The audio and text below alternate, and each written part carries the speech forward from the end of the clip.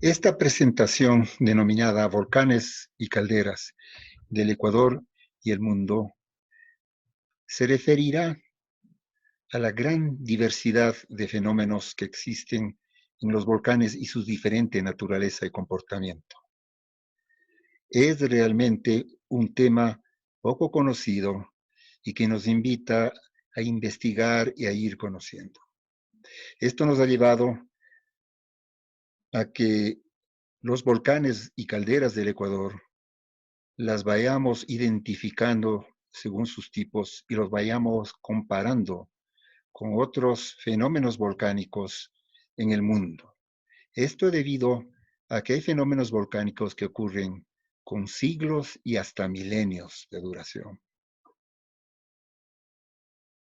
La historia y la prehistoria de la humanidad y de la vida en nuestro planeta ha estado muy influenciada por el comportamiento de los volcanes. Es por eso que esta es una invitación a que hagamos este viaje para conocer los diferentes volcanes que nosotros podemos identificar en el mundo.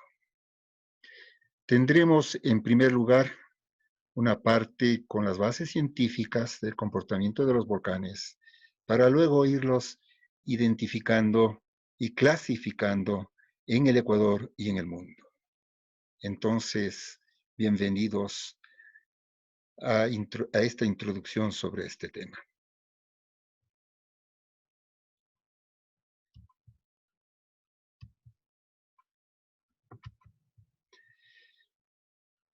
Sabemos que nuestro planeta, la corteza terrestre, está dividida en varias placas que se mueven y a lo largo de millones de años han ido juntando y separando continentes, de tal manera que ya es conocido y estudiado el movimiento de las placas. Este movimiento de las placas se basa en el movimiento de placas que se separan, que se llaman placas divergentes. Estas placas están ubicadas en su mayoría en el fondo de los océanos, en el Atlántico, en el Pacífico y otros. Mientras que tenemos que las placas que separan chocan con las placas continentales y ya tenemos las placas convergentes y tenemos el fenómeno de subducción.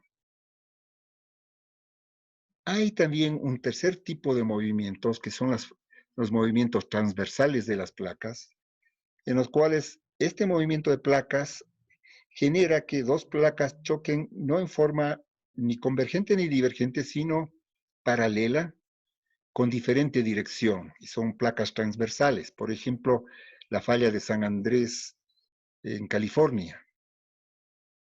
Entonces, la pregunta que todos tenemos es, ¿este movimiento de placas, qué fuerza la origina?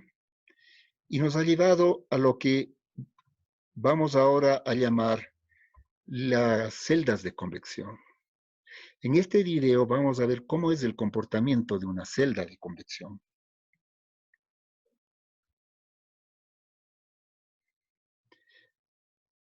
Del núcleo existe magma más caliente que los restantes, y este sube, tiene un movimiento ascendente, que es el que al chocar con la corteza nos generó una placa o un movimiento divergente de separación de las placas. Este movimiento hace que una placa entonces se desplace en contra de las placas continentales, o pueden ser marinas también, y una placa se monta sobre la otra y la otra es forzada a descender nuevamente, que son el fenómeno de subducción. Podemos ver cómo la placa desciende y nuevamente es fundida. Y eso es lo que podemos ver en el fondo de nuestros océanos. Y cuando hay el fenómeno de subducción, hay que tomar en cuenta que el fondo del mar, producto de millones de años, ha acumulado mucha cantidad de materia orgánica, mucho material de carbono. y otras sustancias componentes de la materia orgánica, tales como el azufre. Este material, al volverse a fundir, nos genera un material fundido, pero que a su vez tiene altísimo contenido de gases. Y es lo que se llama magna, y nos genera estas explosiones que constituyen las erupciones volcánicas.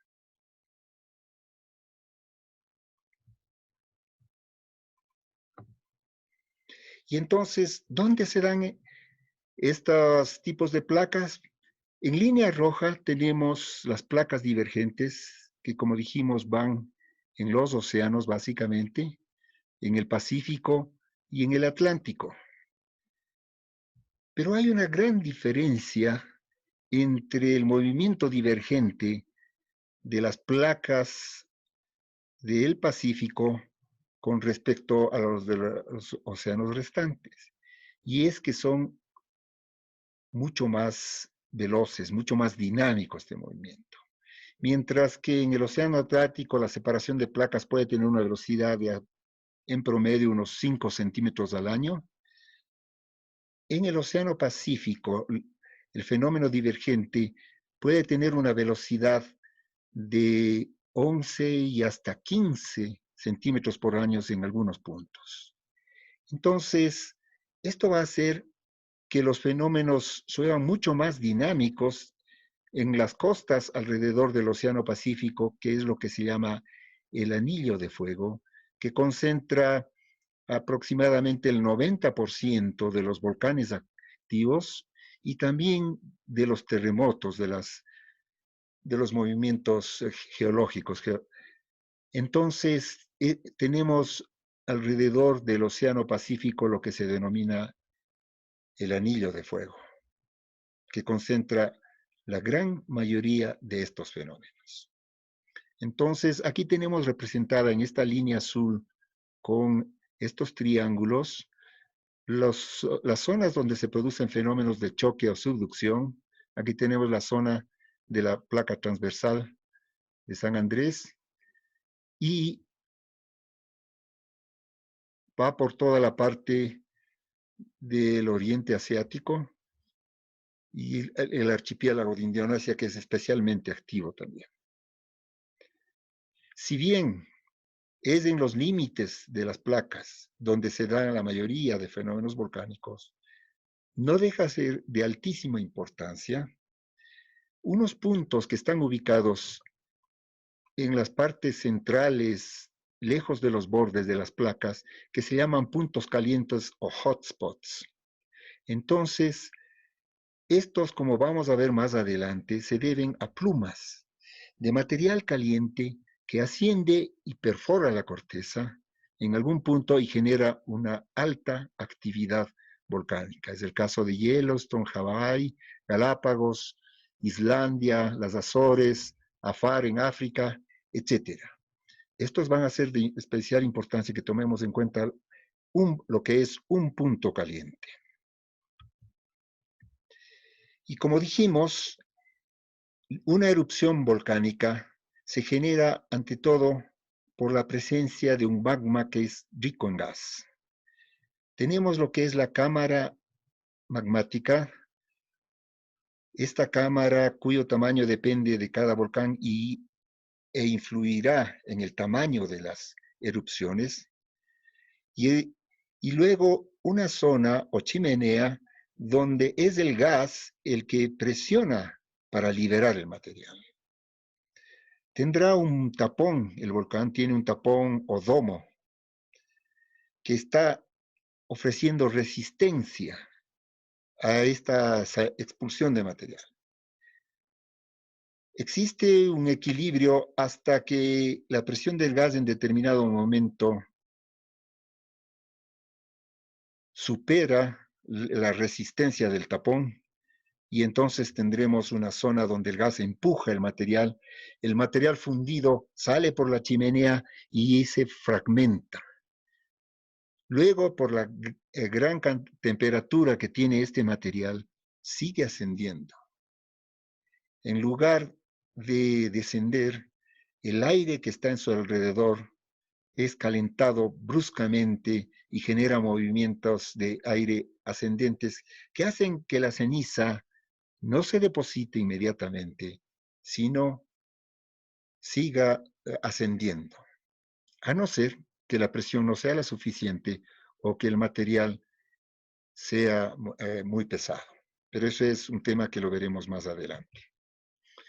Entonces, nosotros tendremos que aquí, y esto lo veremos en mayor detalle, tendremos varios tipos de magma de acuerdo al contenido de silicio y de hierro, y hará que si el magma es basáltico, sea altamente fusivo y nos genere ríos de lava, flujos de lava. Si es andesítico o dacítico, tendremos unos volcanes que a su vez tienen lava, tienen una serie de fenómenos como bombas, nubes piroclásticas y la expulsión de ceniza. Pero si el material es de alto contenido de silicio, la expulsión de lava va a ser muy limitada, mientras que el fenómeno predominante va a ser expulsar grandes cantidades de ceniza. Si el volcán es un nevado, entonces el hielo que está en su edificio volcánico será derretido y nos genera lo que se llaman lahares o flujos de lodos y escombros. Entonces, más adelante, en la siguiente exposición, nosotros vamos a ver, vamos a detallar a qué se debe este tipo de rocas volcánicas y cuáles son las características que genera la composición química de estas rocas para hacer que tengamos volcanes de tan diferente naturaleza, erupciones de tan diferente naturaleza y comportamiento como son las que tenemos en nuestro planeta.